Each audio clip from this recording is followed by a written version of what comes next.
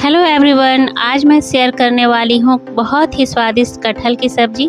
वैसे तो कटहल की सब्ज़ी आपने कई बार बनाई होगी, लेकिन एक बार आप मेरे इस तरीके से बना करके देखिए, आपको बहुत अच्छा लगेगा। बिल्कुल नॉन वेज वाला फील आएगा। तो चलिए बहुत ही स्वादिष्ट सब्ज़ी बनाना शुरू करते हैं।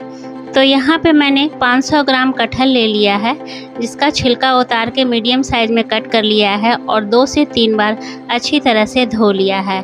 अब हम इसे कुकर में डाल देंगे। तो कुकर में ये मैंने डाल दिया है सारे कटहल को। अब यहाँ पे मैं 3 मीडियम साइज़ के कच्चे आलू डाल रही हूँ, जिसका छिलका उतार के मैंने पानी में डाल रखा था ताकि आलू जो है ऊपर से काला ना पड़े। अब यहाँ पे पानी डाल देंगे। पानी की क्वांटिटी उतनी होनी चाहिए जितने में जो सब्ज़ी है वो अच्छी तरह से डूब जाए। अब यहाँ पे आधा छोटा चम्मच मैंने नमक डाला है, 1/4 चम्मच हल्दी डाला है। अब सबको मिला करके ढक्कन लगा करके हाई फ्लेम पे 1 सीटी आने तक पका लेंगे। और जैसे ही 1 सीटी आई वैसे ही कुकर का जो प्रेशर है वो हम रिलीज़ कर देंगे।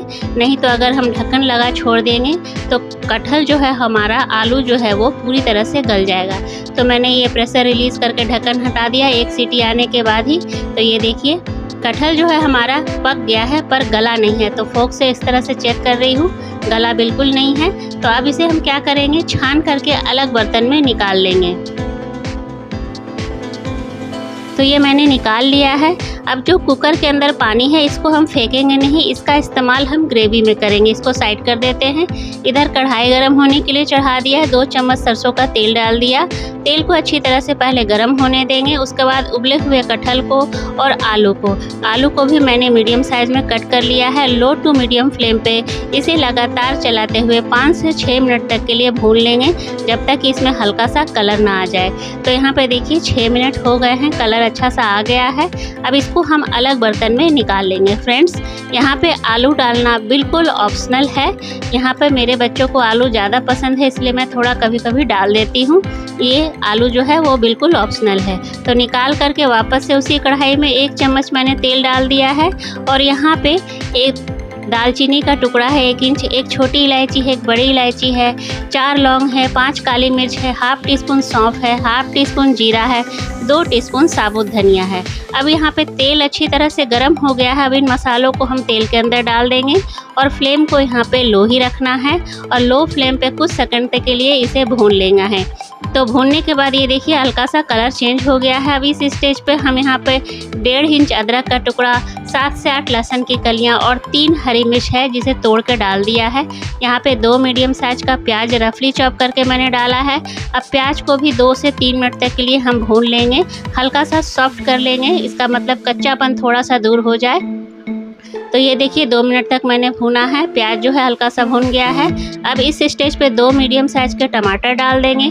इसको भी मैंने रफली चॉप करके डाला है। इसे भी अच्छी तरह से मिला करके फ्लेम को मीडियम कर करके 2 से 3 मिनट तक पका लेंगे, जब तक कि टमाटर जो है हमारा अच्छी तरह से सॉफ्ट ना हो जाए। तो 3 मिनट हो गए थे, टमाटर अच्छी तरह से सॉफ्ट हो गया है, प्याज भी गल गया है। अब ठंडा होने के बाद इसे मिक्सर जार में हम ट्रांसफ़र कर लेंगे। तो मिक्सर जार में हमने डाल दिया है। अब ढक्कन लगा करके अच्छा सा पेस्ट बना लेंगे ग्रेवी के लिए। तो ये हमारा पेस्ट भी बनके तैयार हो गया है। अब दूसरे प्रोसेस की तरफ चलते हैं। तो कढ़ाई गर्म होने के लिए चढ़ा दिया है। यहाँ पे 2 चम्मच सरसों का तेल डाल रही हूँ। तेल को पहले अच्छी तरह से गर्म होने देंगे। 1/4 चम्मच जीरा डाला है, 1 तेज़पत्ता डाला है, आधा छोटा चम्मच मैंने यहाँ पे हींग लिया है। अब जीरा को अच्छी तरह से भुनने के लिए छोड़ देंगे। तो ये जीरा जो हमारे अच्छी तरह से भुन गया है। अब जो हमने मसाले बना करके रखे थे, जो मसाले का पेस्ट बनाया था, उसको यहाँ पे हम डाल देंगे और फ्लेम को यहाँ पे लो रखेंगे। जार में बहुत सारा मसाला चिपका हुआ था तो उसको भी धो कर डाल देंगे। एक बार चला लेते हैं। तो इस तरह से चला लेंगे हम और फ्लेम को यहाँ पे लो टू मीडियम ही रखेंगे। तो चलाने के बाद सबसे पहले स्वाद अनुसार नमक डालेंगे। ध्यान रखेंगे हमने पहले भी नमक डाला था।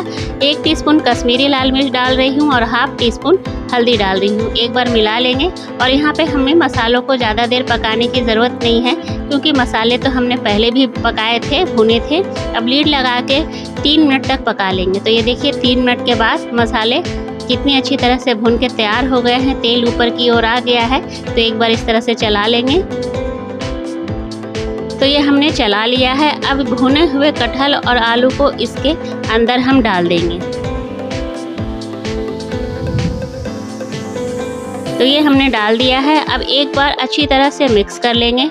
फ्रेंड्स, इस तरह से बनाओगे तो बिल्कुल नॉन वेज वाला टच आता है। जो नॉन वेज खाते हैं उनको पता है नॉन वेज का टेस्ट कैसा होता है। तो जो नॉन वेज खाते हैं उनके लिए तो ये सोने पे सुहागा है, और जो वेजिटेरियन है वो भी ट्राई करें, बहुत अच्छा लगेगा। तो मैंने यहाँ पे 1 गिलास पानी, वही कटहल जिसको मैं उबाला था वही डाल दिया है। अब यहाँ पे आधा गिलास पानी मैंने और डाला था। 1/4 चम्मच गरम मसाला डाला है, हरा धनिया डाल दे रही हूँ।